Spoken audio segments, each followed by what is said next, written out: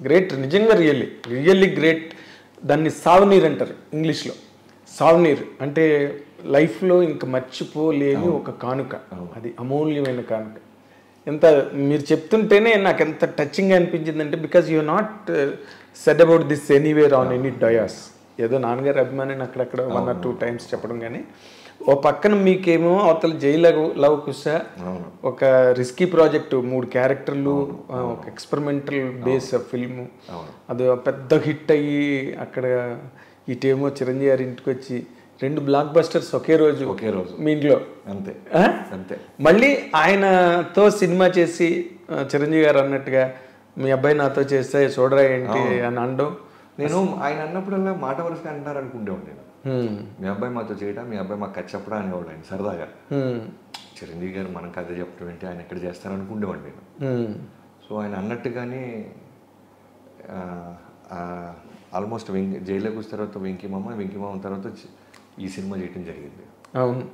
But అసలు ఆ చిరంజీవి గారు సినిమా అనే పాయింట్ ఎలా కనెక్ట్ అయింది బాబీ గారు?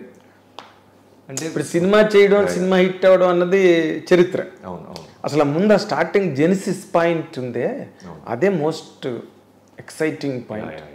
సో యాక్చువల్గా చెప్పాలంటే వెంకీమామ అయిపోయింది, నేను కథలు రాసుకుంటూ ఉన్నాను. ఒకరోజు ఎప్పుడో చిరంజీవి గారిని కలవటానికి ఒక కాల్ వచ్చింది నాకు. సో ఆచార్య షూటింగ్లో RFCలో ఉన్నారు సమ్మర్లో. సో చిరంజీవి గారి దగ్గరికి వెళ్ళాను నేను. వెళ్ళి కలిసినప్పుడు ఆ మాట ఈ మాట వస్తూ ఆయన గాడ్ ఫాదర్ చూసావా బాబీ అన్నారు. అంటే గాడ్ ఫాదర్ అంటే మలయాళంలో లూసిఫర్ చూశాను, చాలా బాగుంది సార్ అన్న అని. ఆయన ఏ విషయాన్ని తక్కువని ఎవరికి ఇవ్వరు, చిన్న హోల్డ్లో పెడతారు. అవునా అని మళ్ళీ షార్ట్కి వెళ్ళి వచ్చారు. చిన్న పాజ్ ఉంటుంది, చిన్న పాజ్ ఉంటుంది, మళ్ళీ చిన్న టెస్టింగ్ పీరియడ్ ఉంటుంది, అసలు వీడు ఎలా రియాక్ట్ అవుతున్నాడు అని. మళ్ళీ రేపు పొద్దున అనౌన్స్ చేసిన తర్వాత కాదంటే మనం ఫీల్ అవుతామని మెల్లగా హోల్డ్ చేస్తున్నారు ఆయన. నాకు మెల్లమెల్లగా అర్థమవుతుంది నన్ను ఎందుకు అడుగుతున్నారు. పైగా బయట వినపడుతుంది లూసిఫర్ రైట్స్ ఉన్నాయంట, చిరంజీవి గారు చేయబోతున్నారంట అనేది బయట వినపడుతుంది. అవును. సో ఆయన సగం చెప్తుంటే మిగతా సగం నేను రాసుకుంటున్నా, ఇదేంటి మనకి డైరెక్షన్ అవకాశం వస్తా అని. ఆయన మాట్లాడుతూ ఫైనల్గా సరే అబ్బాయి అది ఒకసారి చూడు, మళ్ళీ చూస్తే ఒకసారి ఆ రైట్స్ ఉన్నాయి, ఇద్దరు ఒక డైరెక్టర్ అనుకుంటున్నావు, నువ్వు కూడా బాగానే ఉంటుంది అనిపిస్తుంది, ఒకసారి నువ్వు కూడా చూసి దాని పట్ల నీ ఒపీనియన్ ఏంటో చెప్పు అన్నాడు. నేను వెంటనే సరే అది లేదు నాకు ఫస్ట్ అది ఉంటుంది అనుకుంటాను కదా జనరల్. చిరంజీవి గారు సినిమా చేయమంటే ఆనందం కన్నా నాకు ఎక్కువ భయం అనిపించింది. పెద్ద రెస్పాన్సిబిలిటీ కదా అది, ఒకసారి దొరికింది ఫస్ట్ సినిమా. రేపు పొద్దున్న ఈ సినిమా తర్వాత ఎన్ని సినిమాలని చేయొచ్చు, కానీ ఫస్ట్ సినిమా అనేది మన అభిమానించిన హీరోతో very very important. Roger set. So చిన్న భయం, నాకు కన్ఫ్యూజను, ఏంటిది లూసిఫర్ అంటున్నారు, ఏంటి సరేనా అన్నారు. సరే అని వెళ్ళిపోయాను. వెళ్ళి ఎవరైతే నాకు ఆప్తులు ఉంటారో నా రైటింగ్ టీం వాళ్ళందరికీ షేర్ చేసుకున్నాను. కోన వెంకట గారికి, చక్రికి, మోహన్ కృష్ణ గారికి, వినీత్, ఈ 4గురికి బాస్ పిలిచి ఇలా సినిమా అంటున్నాడు. అవునా సరే చూద్దాం చేసేద్దాం అనేది అందరూ పాజిటివ్గానే ఉన్నారు.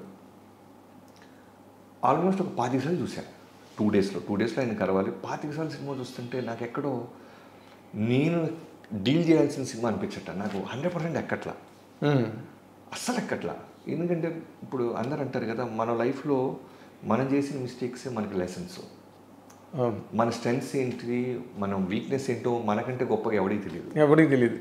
సో సదా గబ్బర్ సింగ్ అనే సినిమా విషయంలో కూడా ఆ కథని నేను 100% నా కథ కాకపోవటం వల్ల, నాకు ఓన్ అవ్వకపోవటం వల్ల, నా ఎమోషన్ ప్రాపర్గా దొరకపోవటం వల్ల ఏదో ఒక అనుకున్న సక్సెస్ రాలేదు. సో నేను ఆ రోజు బలంగా ఫిక్స్ అయ్యాను, మన కథ తప్ప బయట కథ చేయకూడదు, ఎందుకంటే పవర్ నా కథ. దాని తర్వాత జైల్లో కుష్ చేశాను, చాలా పెద్ద హిట్. వితిన్ 1 monthలో చేసాం ఆ కథ. సర్దార్ గబ్బర్ సింగ్ తర్వాత ఎన్టీఆర్ గారు పిలవటం, ముందున్న సినిమా గొప్పగా చేయకపోయినా సరే ఆయన నన్ను నమ్మటం, కథ చెప్తే చేస్తాను బాబు అనటం, కథ చెప్పిన తర్వాత నచ్చటం, దాని రిజల్ట్, ఇవన్నీ ఆ రుచి చూసేసాను. తర్వాత వెంకీమామ వచ్చేసరికి మళ్ళీ సేమ్ సురేష్ బాబు గారు ఒక కథ కొనుక్కున్నారు వేరే వాళ్ళ దగ్గర. నేను చాలాసార్లు కోనా గారిని నేను చేయను బాబోయ్, ఇంకోళ్ళ కథ నేను చేయను అనేవాడు. ఎందుకు నీలో రైటర్ ఉన్నాడుగా, బేసిక్గా నేను రైటర్ని చిన్న గారి దగ్గర నుంచి రైటింగ్లో 10 ఏళ్ల పాటు నేను రైటర్గానే ఎక్కువ వర్క్ చేశాను. అసిస్టెంట్ డైరెక్టర్గా పనిచేసింది ఒక్క సినిమాని, పొలిటికల్ రౌడీ అని, ఆదినారాయణ గారి దగ్గర. సో రైటర్ ఉండటం వల్ల ఏంటంటే డైరెక్టర్ పక్కన నిర్మాత పక్కన ఉండి ఒక కథ పుట్టడం దగ్గర నుంచి దాని థియేటర్కి వచ్చేదాకా దాని జర్నీ చూసేవాడిని. ఒక ఆలోచన ఎలా పుడుతుంది, దాని ప్రోడక్ట్ రూపం మెటీరియలిస్టిక్ ఎలా అవుద్ది, హీరోకి ఎలా చెప్తారు, ఎలా అమ్ముడుపోద్ది, దాన్ని ఎలా షూట్ చేస్తారు, ఎడిటింగ్ రూమ్లో అది బతుకుతుందా చచ్చిపోతుందా, రీ రికార్డింగ్లో ఎంత ఎన్హాన్స్ అవుతుంది, లాస్ట్ ఫ్రేమ్ వరకు అంటిల్ గోకుల్ థియేటర్కి వచ్చి అది పని ఏదాకా చూసేవాడిని. అలానే మిస్టర్ పర్ఫెక్ట్ డే 1 నుంచి ఉంటాం ట్రావెలింగ్ ఇవన్నీ చూశాను. సో వెంకీ మామ కూడా సరే ఫైనల్గా సురేష్ బాబు గారిని కలిసిన తర్వాత ఆ కథని మ్యాక్సిమం నేను ఏం చేయాలి అన్నీ చేశాను. అది హిట్ అయినప్పటికీ నేను ఇది కాదు కదా పెద్ద రీసౌండ్ వచ్చే సినిమా చేయాలనేది నాకు పెద్ద ఆకలి ఉండేది. వెంకటేష్ గారితో నాగ చైతన్య చేసిన డబ్బులు వచ్చినాయి, మంచి పాజిటివ్ టాక్ వచ్చింది, హిట్ అన్నారు. బట్ నాకు సరిపోయేది కాదు, హిట్ కాదు కదా, రీసౌండ్ రావాలి కదా. ఓ సినిమా చేస్తే ఇన్ని సంవత్సరాలు మనం పనిచేసాం కదా చాలామంది దగ్గర, పైగా ఓ సినిమా చూడంగానే యాజ్ ఏ రివ్యూ రైటర్స్ లాగా మనకు అర్థమవుతుంది కదా ఎక్కడ బాగుంది ఎక్కడ బాగాలేదో. సో నేను రియలైజ్ ఏంటంటే ఇంకోళ్ళ కథ కన్నా మన కథే మనం రాసుకుంటేనే ఆ కిక్. బేస్ మందై ఉండాలి ఇల్లు కట్టాలంటే. పిల్లర్స్ ఒకటి వేసేసి పునాదులు వేసేసి నువ్వు కన్స్ట్రక్ట్ చేయరంటే నేను గొప్పగా చాలామంది డైరెక్టర్లు ఉంటారు ఇంకోళ్ళ కథని బాగా ఎన్హాన్స్ చేసి తీసేవాళ్ళు, హ్యాండిల్ చేయగలుగుతారు. అది వాళ్ళ స్ట్రెంత్. అవును, ఎందుకంటే ట్యాగూర్ వినాయక్ గారు చేశాడు కదా, 150 వినాయక్ గారు తీసినట్టు. అవును, అది బిగ్గెస్ట్ క్యాపబిలిటీ అది. సో నాకు ప్రాసెస్లో అర్థమైంది ఏంటంటే ఓకే నేనే అక్షరం పెడితేనే నేను ఎక్స్ట్రాడినరీ తీయగలుగుతున్నాను, ఎటు పడితే అది గేమ్ ఆడగలుగుతున్నాను. ఇంకోళ్ళ కథని నేను ఓన్ చేసుకోలేకపోతున్నాను, దాన్ని ఇటువైపు లాగలేకపోతున్నాను అనేది నాకు ఎక్కడో అర్థమైంది. అర్థమైన తర్వాత ఎప్పుడైతే లూసిఫర్ రీమేక్ అన్నారో నాకు మళ్ళీ క్వశ్చన్ మార్క్ స్టార్ట్ అయింది. చిరంజీవి గారితో ఒకసారి వచ్చింది ఆపర్చునిటీ, ఇప్పుడు వెళ్ళి నేను చేయలేను అని చెప్పాలి. రీమేక్ నేను చేయలేను అంటే అంత పెద్ద స్టారు అభిమానం తిరుగుతున్నాడు వచ్చి పోజు కొడితే పోరా అంటే మళ్ళీ మనం చేయలేం, మళ్ళీ అసలు అడుగు పెట్టడానికి. ఎందుకంటే అప్పటికే ఆయన సైరా నరసింహారెడ్డి, ఓ పక్క ఆచార్య, కోటాల శివ గారితో పెద్ద పెద్ద డైరెక్టర్తో పనిచేస్తున్నారు. రన్నింగ్లో చాలామంది డైరెక్టర్లు వరుసలో ఉన్నారు. ఆయన కథలు చెప్పడానికి ట్రై చేస్తూ నాకే తెలుసు, మార్కెట్కి తెలుసు. ఏంట్రా బాబు ఈ కన్ఫ్యూజన్ అని 2 days నరకం అనిపించాను. తర్వాత మా వాళ్ళందరూ నీ మనసుకి ఏది అనిపిస్తే చెయ్యి, రేపు పొద్దున మళ్ళీ మనల్ని బ్లేమ్ చేయకు, నీకు అనిపిస్తే చెయ్యి, హానెస్టీగా చెప్పేసి ఏమవుద్ది అని ఇంకా ఫైనల్గా ఫిక్స్ అయ్యి 2 days తర్వాత చిరంజీవి గారి ఇంటికి వెళ్ళాను. ఎక్కుతూ నా స్క్రీన్ సేవర్లో మా మదర్ ఫోటో ఉంటుంది. మ్యాక్సిమం కష్టం సుఖం చేసే ముందు అది దాన్ని అలా చూసుకుంటా. ఓకే, మా అమ్మగారి పేరు ఇందిరాగాంధీ. చూడు ఇందిరమ్మ వెళ్తున్నా, పెద్ద ఆయన కిందకు వస్తారు, ఇప్పుడు నేను చేయలేకపోతున్నాను, ఇది చేయలేనని చెప్పబోతున్నాను, ఇంకా రిజల్ట్ దేవుడి మీద వదిలిపెడతామని వెళ్ళి కూర్చున్నాను. కరెక్ట్గా ఆయన 4కి రమ్మన్నారు. నేను 3:45 కల్లా అక్కడ ఉన్నాను. ఎగ్జాక్ట్ 5 minutes to 4 చిరంజీవి గారు వచ్చారు. రాగానే వచ్చి కూర్చున్నారు, కాఫీ అది వచ్చింది. 150 films చేశారు కదా, ఆయనకి తెలుసు వచ్చినోడు ఏదో చెప్పడానికి ఇబ్బంది పడతాడని పట్టేశాడు ఆయన. సినిమా టాపిక్ తప్ప అన్నీ మాట్లాడతాడు ఆయన. లూసిఫర్ చూసామనే తప్ప మిగతా అన్నీ మాట్లాడతాడు చిరంజీవి గారు.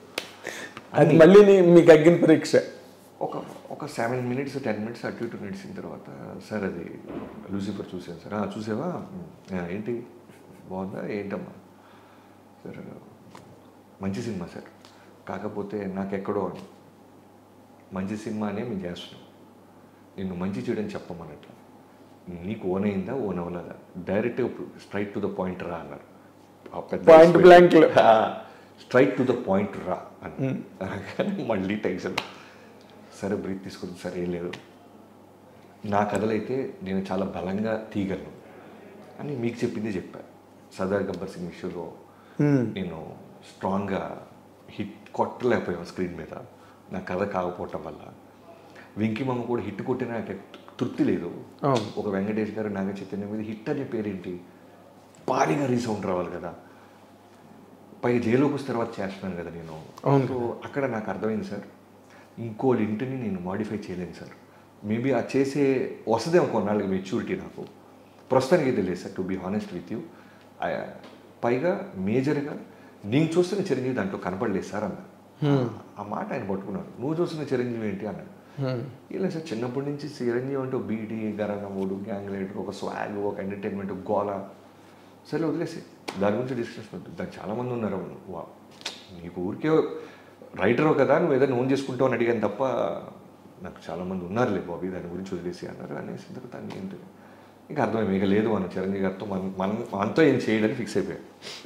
అయిన తర్వాత బయటకు వస్తున్నప్పుడు సార్ ఒక ఫోటో తీసుకుంటాను మీతో అన్నా. అని ఫోటో తీసుకుంటూ మీ నాన్నగారికి చెప్పు, ఇలా సినిమా వస్తే నేను చూస్తున్న చిరంజీవి లేడు అన్నావు అన్న తర్వాత ఇంతకు నువ్వు చూస్తున్న చిరంజీవి ఏంటయ్యా, ఏం దిగుతుంటాడు అతను, నువ్వు చూస్తున్న చిరంజీవి ఎప్పుడు చెప్తావా కదా అన్నారు. అది ఆయన గొప్పతనం. జనరల్గా నేనైతే ఇప్పుడున్న చిన్నపాటి స్థాయిలోనే ఎవరికైనా ఒక అవకాశం ఇస్తే వాడు గంతులేస్తాడు అనుకుంటే, వాడికి అవకాశం ఇచ్చిన తర్వాత మీరు ఇచ్చిన అవకాశం నాకు నచ్చలేదు, నేను ఇంకొక ఆపర్చునిటీతో వస్తాను అంటే నేను ఇమీడియట్గా వాటితో ఇంత ఎర్లీగా అయితే వాడికి నేను అవకాశం ఇవ్వను. 100%. కనీసం ఒక 6 నెలలు, కనీసం మనిషిగా మనకి ఎక్కడో చిన్న ఈగోస్ ఉంటాయి, కోపాలు ఉంటాయి, ఓ నెల 2 నెలలు పుష్ చేస్తామండి.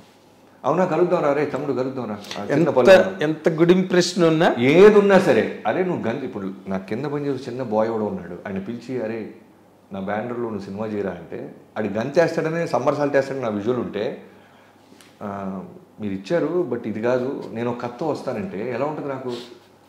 సో ఆయన వెళ్ళే ముందు నువ్వు చెప్తున్న చిరంజీవి ఏం చేస్తాడో చెప్పవా, దాని సంగతి చూస్తానన్న. చెప్తాను సార్, ఒక 20 రోజుల్లో అలా వస్తానన్న.